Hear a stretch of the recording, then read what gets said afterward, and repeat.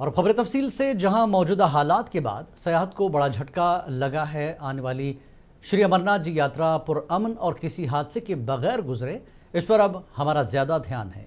ये कहना है वज़ीर आला उमर अब्दुल्ला का। उमर ने कहा, वादी में अभी सयाहती सरगर्मियां सिफर हो गई हैं।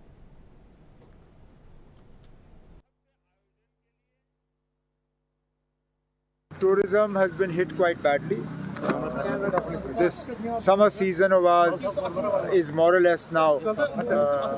We hardly have any tourists coming. Now we are focused on the Amarnath Yatra. We want the Amarnath Yatra to pass incident free and all the yatris to go back safe and sound. And then we will start looking at what we can do to promote tourism. वज़ीर आला उमर अब्दुल्ला ने आज कहा कि दुनिया के अहम मुल्कों के सामने हिंद पाक कशीदगी के हवाले से हिंदुस्तान का मौक़िफ़ रखने के लिए पार्लिमानी वक्त को बैरून ममालिक भेजना एक ज़रूरी कदम है। श्रीनगर में मीडिया से बात करते हुए उमर ने कहा कि सरहदों पर फ़िलहाल अमन है और उम्मीद है कि हालात ऐसे ही रहेंगे।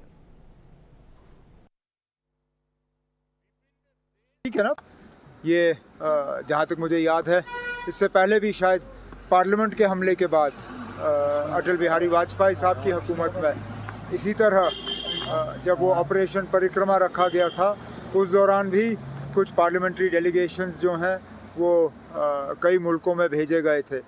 तो आज भी बाकी जो अहम मुल्क हैं, इम्पोर्टेंट कंट्रीज़ हैं, उन्हें अपने मुल्क की, यहाँ हिंदुस्तान की जो बात है, हमारा जो मौक़िफ़ है, वो उनके सामने रखने का एक अच्छा मौका है।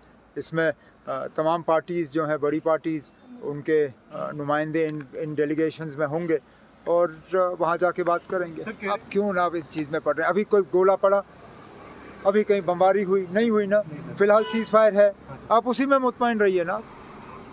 जब तक कोई बम ना फटे, कोई शेलिंग ना हो, तब तक ठीक है ना। हम चाहते